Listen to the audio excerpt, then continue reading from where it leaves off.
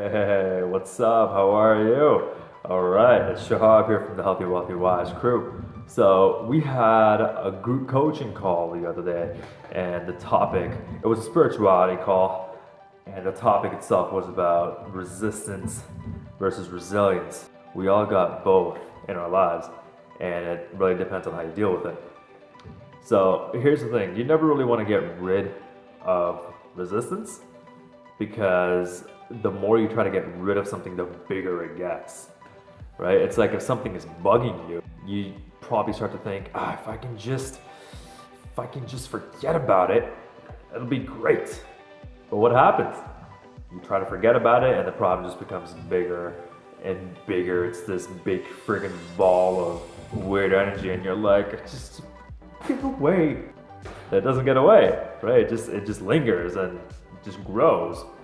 So there's enough resistance that we deal with as human beings, but it all comes down to how you deal with it. How do you deal with your resistance? And do you turn that resistance into some kind of resilience? So I help people with their personal development goals and such, and there's always some level of resistance. When you have any kind of goal that you want to achieve, spiritual, financial, physical, whatever the case may be, you're gonna come face to face with resistance. That's just the way it is. That's the name of the game. But like I said, it all depends on how you deal with it. It's a mindset shift when it comes to turning that resistance into resilience. While the call was happening, so we talked about resistance, resilience, and also inspiration, right? Which is fascinating to me because I've gone through, and I'm sure you have too, bouts of high inspiration, low inspiration. And inspiration is a weird thing. It's like motivation. It comes, but it can also go.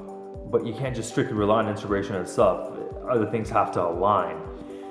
Your actions have to align, whether you like to do them or not. There's going to be a certain day where you just don't feel like doing these action steps that you've written for yourself or you've written with your coach.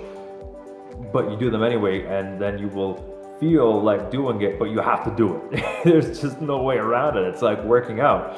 You might not feel like working out, but once you do, you feel great. So once you get these action steps done, you feel great. So inspiration, it doesn't just come from reading one book or reading an article.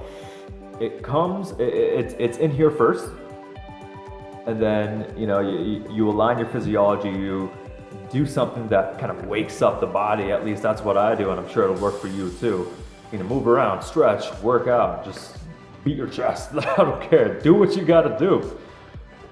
But change that physiology, get everything aligned because you want congruency, right? And then think to yourself, okay, you know what? I'm inspired to do this action. I'm inspired to write a chapter in my book, or to get coaching clients, or to make a video.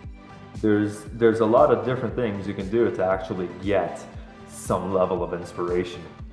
And to be honest, if there's a time where you feel low on inspiration, that's okay. That's why you watch my videos. Hey! So here we go. In short, there's resistance, there's resilience, then comes inspiration, but you got to keep the inspiration, keep that momentum going. Okay? We have these kinds of calls all the time when it comes to spiritual wealth, physical, emotional, habitual. So the HWW crew, we call it HWW because it's always hard to say healthy, wealthy, and wise all the time. But you want more info, talk to me. I'll put a link down below. But it's always good to have that group to talk to, which is what I love, and it gets the mind going, it gets the juices flowing, which is great, right? So if you don't have a group like that, then go out there and look for a group that you can actually connect with, you can bond with, and honestly, you'll feel so much better. Trust me. Anyways, guys, I'll talk to you later. All right? You have a great night.